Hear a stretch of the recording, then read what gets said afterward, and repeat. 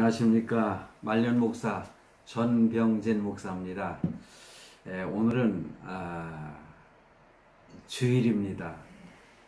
오늘 주일 예배 드리면서 이 말씀을 함께 나누게 됐습니다. 오늘은 지난번에 이 사도행전을 이렇게 계속해서 말씀을 나눴는데 이제 요한계시록으로 좀 바꿨다가 오늘 주일은 사도행전 말씀을 다시 생각해 보려고 합니다. 오늘 말씀은 사도행전 11장 19절로 26절 말씀입니다. 제목을 그리스도인. 그래서 제가 성경 말씀을 제가 봉독하겠습니다. 그때의 스데반의 일로 일어난 환난으로 말미암아 흩어진 자들이 베니게와 구브로와 안디옥까지 이르러 유대인들에게만 말씀을 전하는데, 그 중에 구브로와 구레네 몇 사람이 안디옥에 이르러 헬라인에게도 말하여 주 예수를 전파하니. 이 말씀에 보면은 스데반이 순교를 당했잖아요. 그러다 보니까 예루살렘에 환난이 닥쳐오게 됩니다. 이 환난으로 말미암아 예수 믿는 사람들이 흩어지는 일이 나타나요. 그게 바로 안디옥까지 이렇게 흩어진 예수 믿는 성도들이 옮겨가게 되죠. 근데 거기서 처음에 보니까는 유대인들에게만 복음을 전했다. 그런데 20절에 있어서는 안디옥에 또 이제 구브로와 구레네 몇 사람이 안디옥에 이르러 헬라인에게도 말하여 주 예수를 전파하니. 그러니까 이제는 이방인들에게까지 복음을 전하는 내용이 나옵니다. 그러다 보니까 21절에 주의 손이 그들과 함께 하심에 수많은 사람들이 믿고 주께 돌아오더라. 수많은 사람들이 예수 믿고 돌아왔다는 거예요, 이 안디옥에서.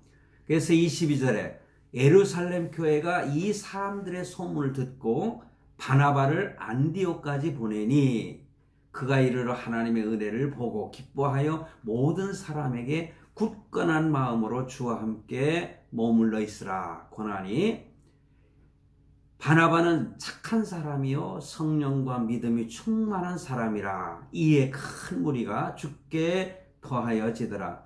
그러니까 지도자가 어떤 사람이냐에 따라서 많은 사람들이 또 이렇게 예수를 믿게 되는 모습을 보게 됩니다. 근데 25절에 보면은 바나바가 사울을 찾으러 다소에 가서, 여기에서 이제 사울이 등장하기 시작을 해요.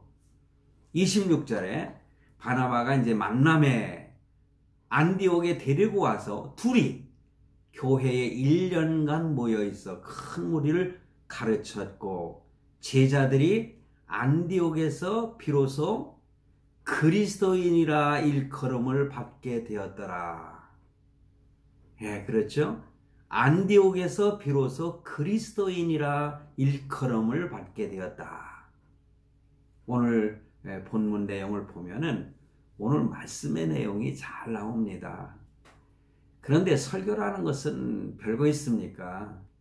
그 내용을 좀 더 자세하게 아니면 쉽게 이렇게 풀어서 이렇게 전달하고 이렇게 나누는 거, 이것이 사실 설교입니다. 유대인들도요, 자기네들 성경을 봉독을 하고 그걸 해설을 해줬거든요. 회당에서. 그와 비슷한 거예요. 자, 성도 여러분, 오늘은요, 나의 정체성이 뭔가를 한번 생각해 봐야 되겠어요. 나라고 하는 존재의 정체성이 뭔가. 성도가 그 정도는 스스로 말할 수 있는 그런 입장이 돼야 되지 않겠습니까? 그래서 오늘은요, 나의 정체성을 발견하는 그런 시간이다. 그렇게 생각하시면 좋겠습니다. 여러분, 혹시 예수쟁이라는 말 압니까? 여러분을 향해서 저 예수쟁이, 그런 말씀 한번 들어보셨습니까? 저는요, 어려서부터 저놈의 예수쟁이 저놈, 이런 욕과 비슷하게 그런 얘기를 많이 들었어요. 뭐 다른 사람이 아니라 저희 모친께서 그러셨어요. 저놈의 새끼는 예수쟁이죠. 예? 못된 놈의 자식. 예? 예수에 빠져가지고 이런 식으로 참 말씀하시면서 교회를 나가지 못하도록 많이 핍박을 좀 하셨거든요. 자, 여러분은 예수쟁이라는 말 들어보셨습니까? 참 어찌 보면은 내가 얼마 전에 이런 영상을 찍은 적이 있어요. 국뽕이라고 하는 국뽕이라는 내용인데, 사실 국뽕이 뭐냐? 간단히 말하면요, 민족주의에 너무 푹 빠진 그런 사람을 가르쳐서 국뽕이다 그렇게 표현하지 않습니까? 자기 종족밖에 모르는 거예요. 어쩌면은 그것이 좋은 것 같지만은 그것으로 인해서 큰 문제들이 많이 발생할 수가 있죠.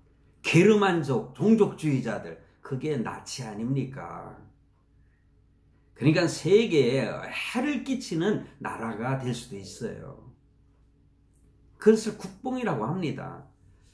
그때에 제가 그 영상에서 나는 예수뽕이다, 이런 말을 제가 만들어 보았습니다. 이런 말 여러분 처음 들 거예요. 예수뽕. 예수에 빠진 사람, 예수에 미친 사람, 그런 뜻으로 제가 예수뽕이라고 이렇게 이름을 지어봤습니다. 그게 예수쟁이란 뜻이에요. 사실 예수 믿는 우리를 이것은 좋게 말하는 것이 아니라 비하하고 조롱하는 말이죠. 예수쟁이란. 자, 그러면은 오늘 주제로 들어가 보겠습니다. 여러분도 잘 아시다시피 그리스도인을 영어로 크리스찬이라고 하지 않습니까? 우리가 쉽게 크리스찬, 그게 그리스도인이란 뜻이죠. 그래서 이 크리스찬, 곧 그리스도인이라는 것은 예수 그리스도를 쫓는 무리를 바로 지칭하는 말입니다. 달리 표현하면은 예수 그리스도를 생명의 구주로 영접하고 예수 그리스도의 삶을 따라 살아가는 사람, 이런 사람을 가리키는 말이라 그렇게 말씀을 드리고 싶습니다. 예수 그리스도만을 자랑하고 예수 그리스도만을 높이고 예수님의 말씀에 순종하는 사람, 그 사람을 크리스찬, 바로 그리스도인이라 그렇게 표현하는 것입니다. 그뿐만이 아니죠. 예수 그리스도는 바로 하나님의 아들이시며 내 자신의 중보자이시고 내 자신의 구주로 믿고 고백하는 그러한 사람을 바로 그리스도인, 크리스찬이다, 그렇게 표현할 수가 있겠습니다. 그런데 당시 이 명칭은 그렇게 좋은 뜻으로 쓰여지지 않았습니다. 그리스도를 믿는 사람들을 멸시하는 칭호가 바로 그리스도인이다. 그래서 안디옥에서 바로 그리스도인이라고 이렇게 불려졌다, 그러지 않습니까? 그게 바로 비난하는 말이었어요. 우리 표현으로 하면은 바로 예수쟁이, 제가 표현한 것처럼 그것을 말하는 것입니다. 그러니 그것은 오히려 어떻게 보면은 우리를 비난하는 것 같아요. 예수 믿는 사람들을 참 비난하는 것 같은데요. 이 안디옥에 있는 교회 성도들이 그 성도들을 이 불신자들이 볼 때에 자신들과는 다른 세계에 빠져 사는 사람들이 아닌가, 그렇게 표현하는 거죠. 그것을 확증해주는 표현이다, 그렇게 말씀을 드립니다. 그리스도의 사람임을 확증하는 의미라고 할 수 있습니다. 과거에 제가 제 자신 이 얘기는 별로 하고 싶지는 않지만은 필요한 말씀이기 때문에 좀 하려고 합니다. 과거 제가 어렸을 때 너무 예수님한테 빠져버리니까 저희 모친께서 교회 못 나가게 핍박을 하시다가 안 되겠으니까는 무당에 가서 점을 치셨답니다. 그랬더니 무당이 하는 소리가 당신 그 자식은 원래 예수 믿을 아이니까 내버려 두는 게 편할 거요. 그러더라는 거예요. 그런데 이 말씀 있잖아요. 저희 모친께서 입을 딱 닫고 계시다가 예수 믿으신 다음에 저한테 고백을 하시더라고요. 그런데 저는 그 얘기 들었을 때에 야, 무당도 아는구나. 어? 야, 나는 하나님의 자녀로구나. 에? 뭐 예수쟁이라고 하고 그렇게 핍박을 하시고 막 그러시던 분이 나중에 예수 믿으시고 난 다음에 고백하신 말씀이 바로 그거예요. 내가 널 도저히 참 교회 나가는 걸 막을 수가 없어가지고 점을 쳤더니 말이야. 그 점쟁이가 너를 갖다가 이미 예수 믿으려니까는 그냥 놔두라고 그러더라. 나중에 그 아들이 제일 큰 효도를 할 거라. 그렇게 말을 하더라는 거예요. 지난번에 제가 요한계시록을 설교할 때 그런 얘기 했잖아요. 정말로 사랑하는 사람. 내가 부모님을 사랑한다면은 진정으로 사랑하는 것은 바로 예수 그리스도를 전하는 것이 진정으로 사랑하는 것이다. 그게 제가 우스꽝스러운 얘기지만은 나는 그래도 어머니께 큰 효도를 한 자식으로구나. 그렇게 자부를 했다는 말씀 한번 드린 적 있지 않습니까? 그 무당이 한 얘기가 딱 맞는 것 같지 않습니까? 귀신도 알아요. 예수 믿는 하나님의 자녀는 귀신도 사단도 알기 때문에 더 괴롭히고 그러는 거예요. 그러다 보니까는 고난이 올 수밖에 더 있습니까? 예루살렘 교회에 그런 환란이 닥친 거예요. 사단이가 역사를 해가지고. 그런데 하나님은요, 그런 것을 통하여서도 하나님의 의를 이루시는 분인 걸 우리는 알아야 돼요. 그러므로 예수쟁이라는 말을 들었을 때에 또 그리스도인이라 그런 말을 들었을 때에 성도는 오히려 기뻐해야 할 칭호라 그렇게 말씀드리고 싶습니다. 자, 그렇다면은요, 진정한 크리스찬이라면 어떻게 살아야 될까요? 자신의 삶 속에 바로 예수 그리스도의 향기와 모습이 나타나야 되지 않겠습니까? 그래서 그 부분을 제가 잠깐 언급을 하려고 합니다. 첫째로요, 그리스도인은 바로 예수 그리스도를 따르는 사람이죠. 뭐 쉬운 말 이렇게 말씀을 하실 분도 있지만은 쉽지만은 가장 중요한 거예요. 그리스도인은 예수 그리스도만을 따라야 되는 사람이다.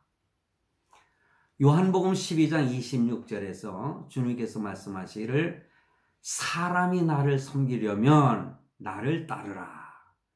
나 있는 곳에 나를 섬기는 자도 거기 있으려니 사람이 나를 섬기면 내 아버지께서 저를 귀히 여기시리라.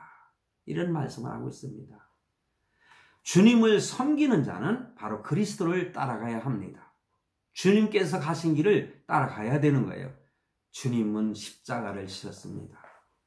초대교회 성도들은 그러므로 주님을 따르는데 죽음으로 따랐다는 것이죠. 스데반의 순교를 보면은 우리가 잘 알 수 있지 않습니까? 그들은 죽음을 두려워하지 않고 주님을 따랐습니다.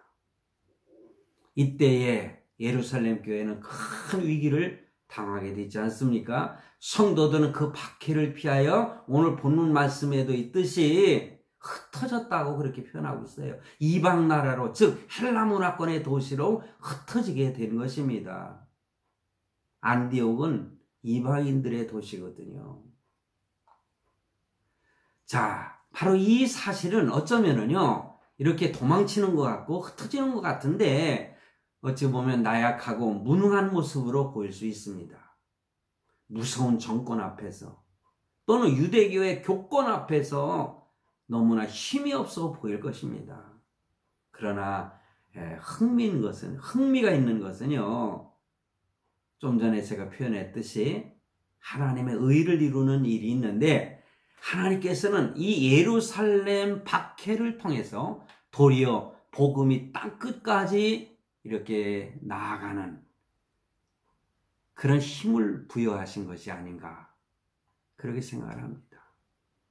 복음이 땅끝까지 전파되는 요인으로 삼았다는 거죠.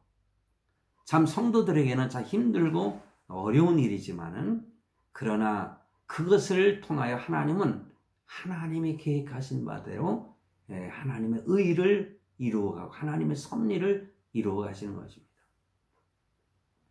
그 당시 예루살렘 교회는 이 안일무사주의 그리고 이방 선교에 무심했던 것 같아요. 그러니까는 흩어지게 만드시는 하나님의 역사가 나타난 겁니다.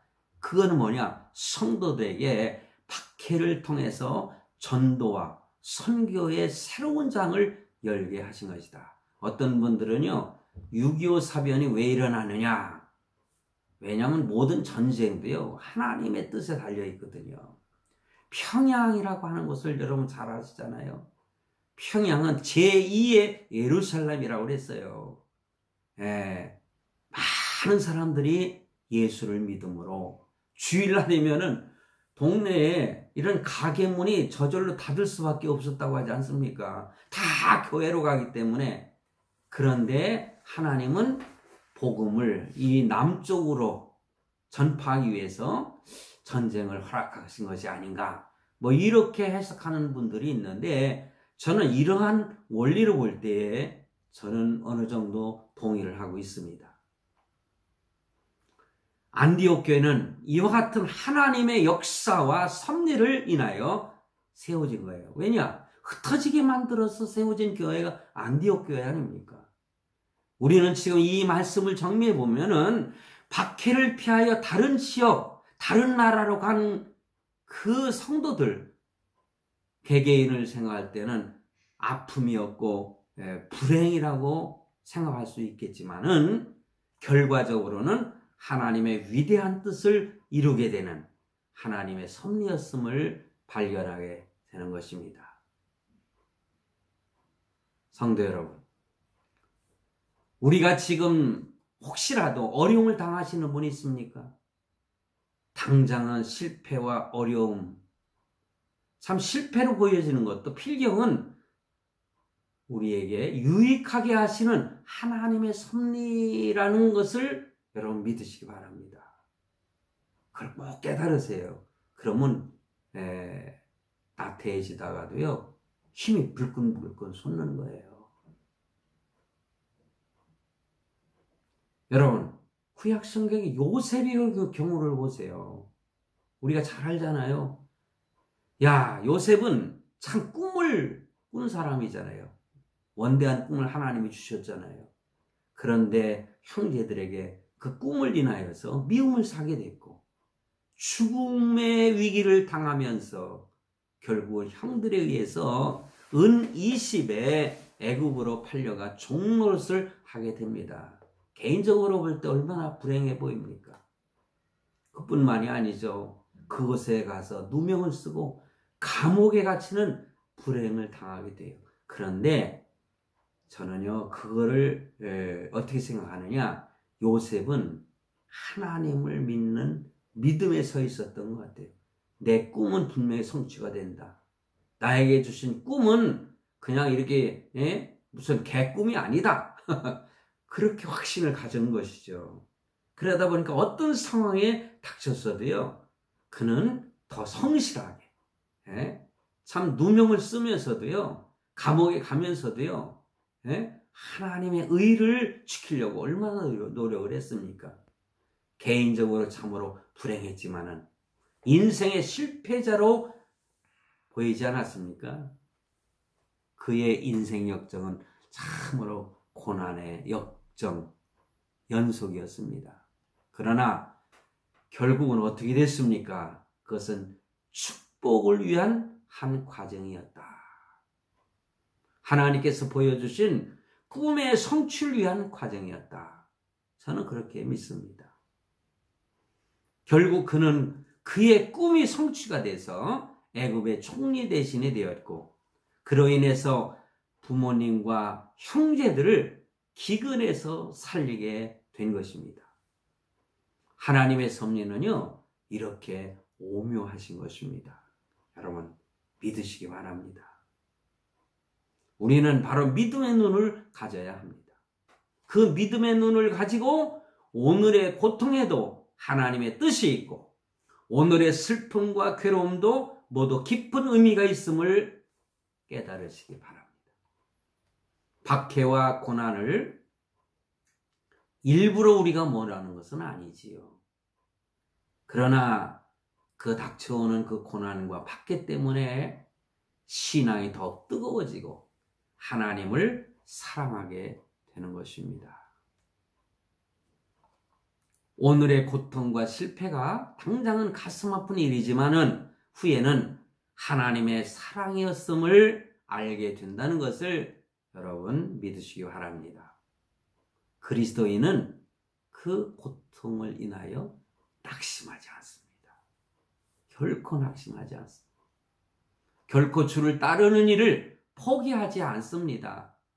그것을 포기하고 자기 목숨을 끊는 어리석은 사람들. 얼마 전에 그렇게 한 사람도 막 예수 믿는 사람들이 다 자살하고 그랬다. 연예인들도 그렇고 믿음으로 그러면서 다른 사람들은 그러죠. 그래도 천국에 가서 편하게 잘 살으시라고. 근데 성경적인 원리나 교리를 보면은 자기 목숨도 자기 것이 아니거든요. 자기 스스로 목숨을 끊는 것은 자기를 죽이는 살인죄인 것입니다. 그런 것을 보면서 추방하고 말이에요. 영웅으로 만들고 하는 것은 절대 잘못된 것이에요. 결코 진정한 믿음, 참 믿음을 가진 사람은요, 어떤 환난과 고난이 있어도 자기가 큰 범죄를 해왔어도 자기가 그 범죄를 범하였어도 드러나면은 회개하고 또 자기가 지은 죄값을 받으면서 하나님 앞에 회개하며 살면 되는 것입니다. 왜 목숨을 끊습니까?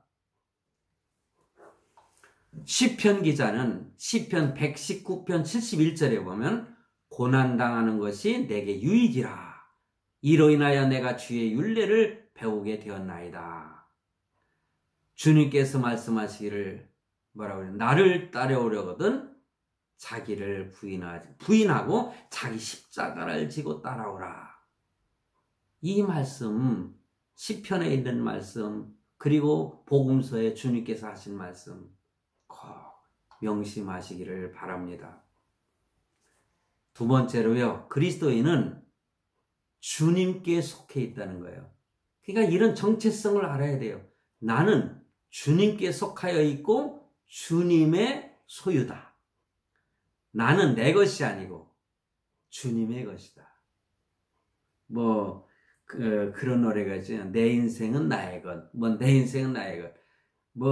그 가사가 좋아가지고 옛날에 무슨 천주교에서 가사가 좋은 노래로 이렇게 선택을 받아서 이렇게 하는 그런 것도 예전에 있었습니다. 저는 여러분들 혹시 그 노래 아시는지 모르겠지만, 내 인생은 나의 것이라는 그런 노래가 있었어요. 아니에요. 내 인생은 내 것이 아니에요. 예수 그리스도의 것입니다.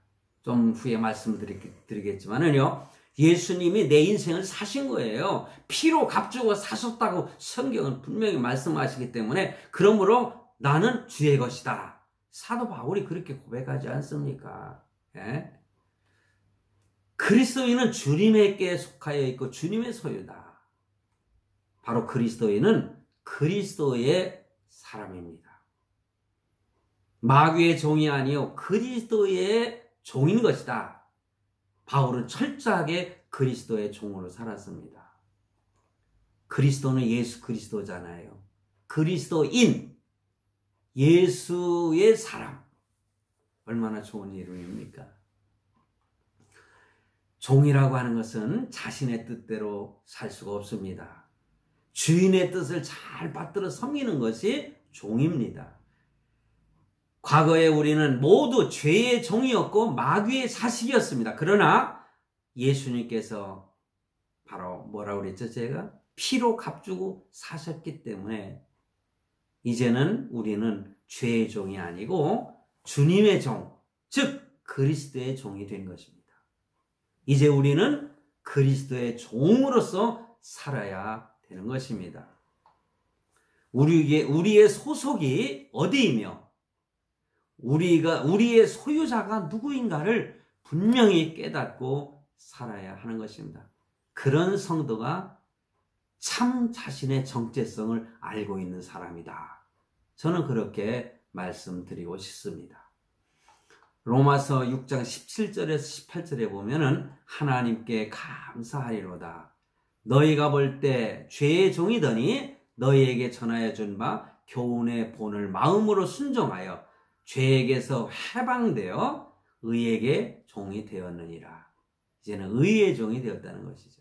그러므로 그리스도인은 그리스도의 명령을 따라 살아야 하며 주님을 위해 살아야 하는 것입니다.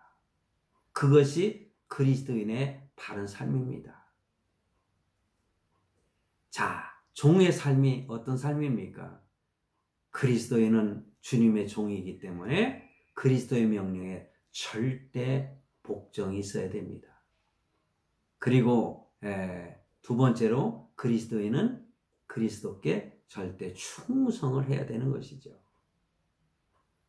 세 번째는 그리스도인은 그리스도께 절대 겸손해야 되는 것입니다. 그게 충성의 의미에 그게 들어가 있는 것입니다. 자, 절대 복종. 그러니까는 날마다 죽는다고 사도 바울은 고백하지 않습니까? 날마다 죽노라. 주를 위해서 죽고자 하면은 다시 사는 것입니다. 절대 충성. 여러분, 5달란트 받은 종과 2달란트 맡은 종은 열심히 충성해서 이익을 남겨서 칭찬을 받았잖아요. 잘하였도다. 착하고 충성된 종아. 내가 작은 일에 충성하였으니 내가 많은 것으로 내게 맡기리니 내 주인의 즐거움에 참여할지니라. 할렐루야. 또 겸손해야죠. 아무리 칭찬을 받아도 나는 무익한 종이라고 고백하지 않습니까? 내가 해야 할 바를 한 것이다. 그것입니다. 예. 종들은요, 복음서에 보면은 그냥 죽도록 충성을 했어도, 주인에게는 뭐라고 합니까? 나는 한 것이 없습니다. 옛날 왕이 신하들에게 할 때 주여, 폐하 나를 죽여주시옵소서. 그렇게 표현하지 않습니까? 그게 종이란 뜻이에요. 자, 주님은 그리스도인들에게 명령을 하셨습니다. 우리가 잘 아는 말씀, 사도행전, 오직 성령이 너에게 임하시면 너희가 권능을 받고 예루살렘과 온 유대와 사마리아와 땅끝까지 이르러 내 증인이 되리라. 여러분, 증인이 뭡니까? 증인은요, 복음을 위해서 생명을 바치는 사람이에요. 그게 증인이에요. 제자들은 그리스도인답게 살았습니다. 그리스도를 위해서 순교하고 복음을 전하고 그들은 결국에 와서는 복음을 위해서 죽었지 않습니까? 안디옥 교회 성도들을 이와 같은 삶을 살았기 때문에 그리스도인이라 하는 영광스러운 명예로운 칭호로 불려진 것이 아닌가, 저는 그렇게 생각을 합니다. 성도 여러분, 오늘 여기까지 말씀을 드리겠습니다. 우리도 이와 같이 이 시대에 참 그리스도인답게 살아야 되지 않겠습니까? 할렐루야. 감사합니다.